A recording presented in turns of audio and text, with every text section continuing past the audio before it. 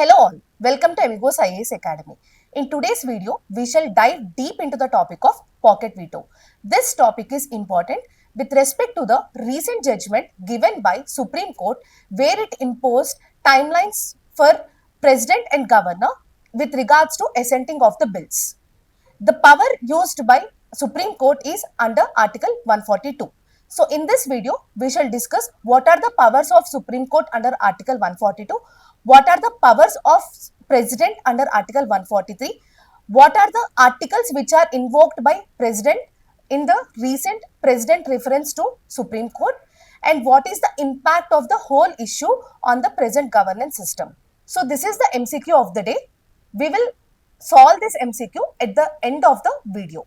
So this is the article which is published in the Hindu newspaper, and this is in the editorial section. Now, what is the issue which is published in today's newspaper? The issue is President Draupadi Murmu has invoked her powers under Article 143 and has sent a president reference to Supreme Court which has 14 questions which are asked to the Supreme Court. In the light of this issue, the two articles are published in the Hindu newspaper. Before going deep into the topic, you should be understanding what are the articles 142 and 143.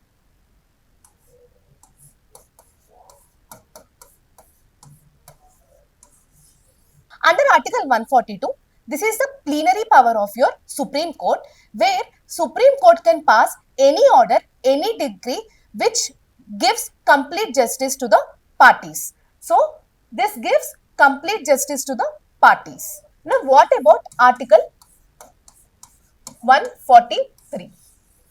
So, this is covering advisory jurisdiction of Supreme Court. Make a note of it.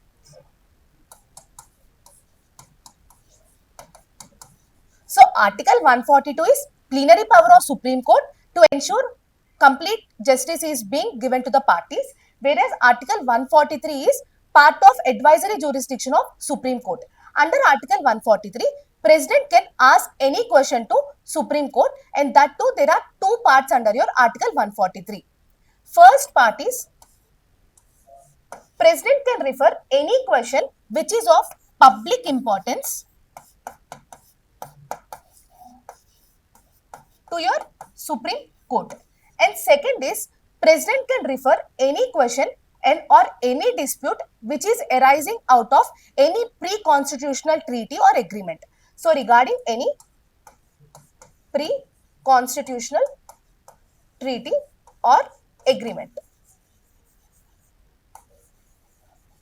So in the first case, any question regarding public importance can be asked by President to Supreme Court.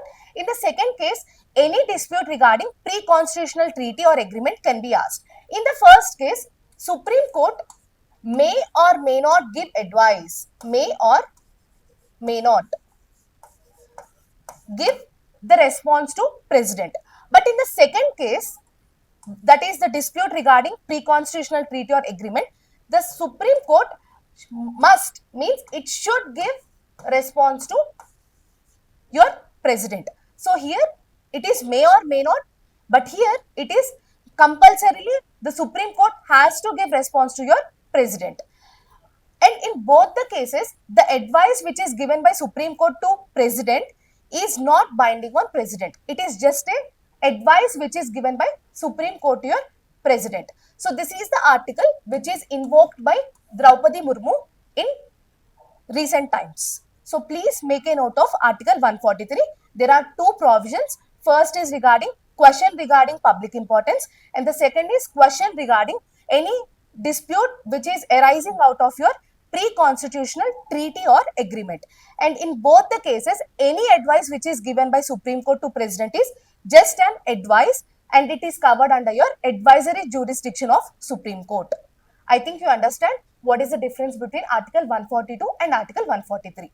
Now, as I have already said that there are 14 points which are referred by President to Supreme Court. The most of the questions are regarding the 3-month timeline which is imposed on the President by Supreme Court in Tamil Nadu state versus Tamil Nadu governor case. So, to understand today's issue, you should understand the background of the issue.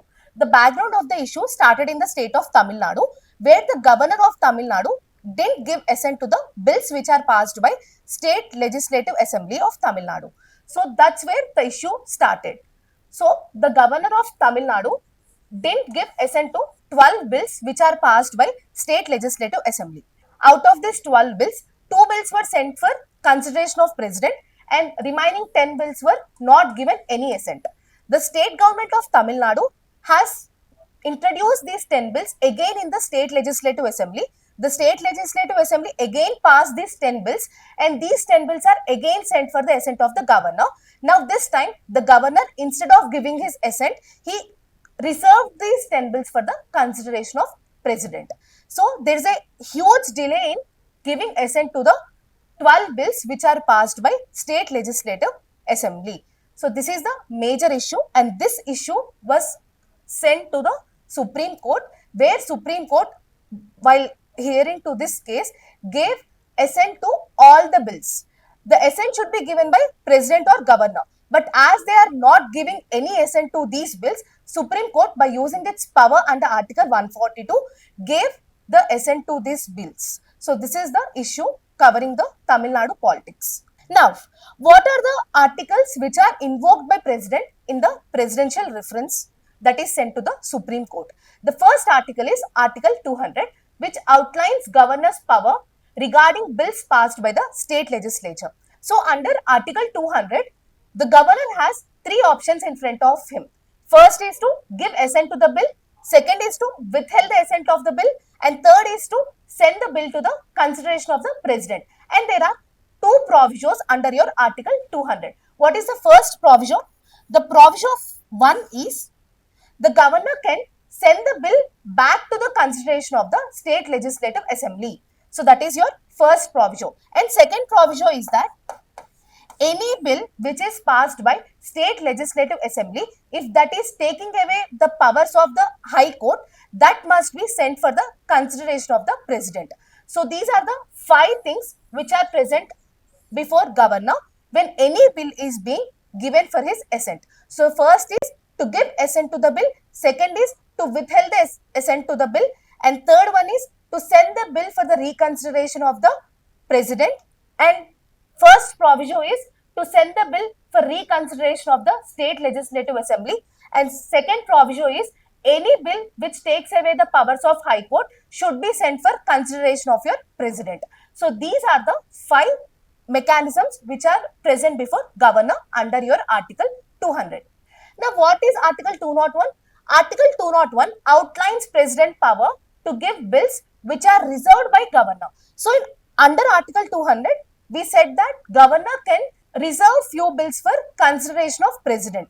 Under Article 201, we are saying what are the powers of President once the bills are reserved for the consideration of President. Under this, the President can again give assent to the bill or withheld his assent or send it back for reconsideration of State Legislative Assembly. So these are the 3 powers which are available with the President, that is to give assent, to withhold the assent or send it back for the consideration of the State Legislative Assembly. So the next article which is invoked is Article 361. Under Article 361, President or Governor is not answerable to any court for exercising their powers and functions. So this is your Article 361. And the next article is Article 145 of 3.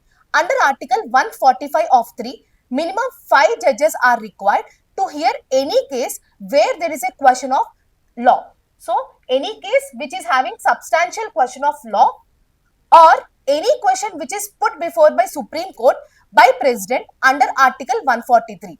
So minimum 5 judges has to hear to such cases. And the next article is Article 131, which is related to original jurisdiction of Supreme Court. So these are the articles which are being referred by President in her presidential reference to Supreme Court. I think you got what is the difference between 200 and 201 and what are other articles which are invoked by the President. Now, What is the SC's, that is Supreme Court's reasoning while giving the judgment in the Tamil Nadu's case?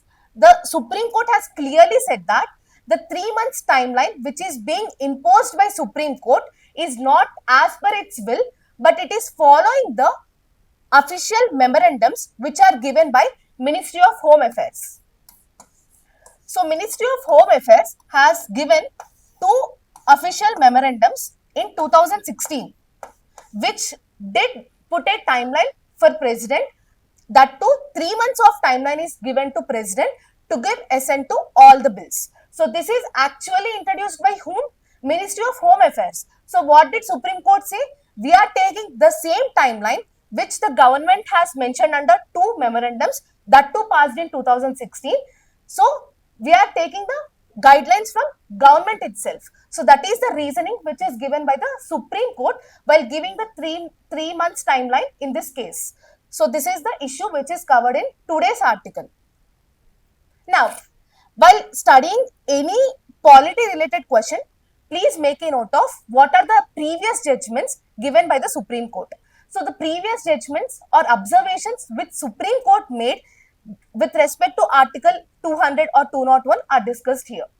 So Shamsher Singh versus State of Punjab, Nabam Rebia versus Deputy Speaker case, Rameshwar Prasad case are all regarding your governor's power to give assent to the bills.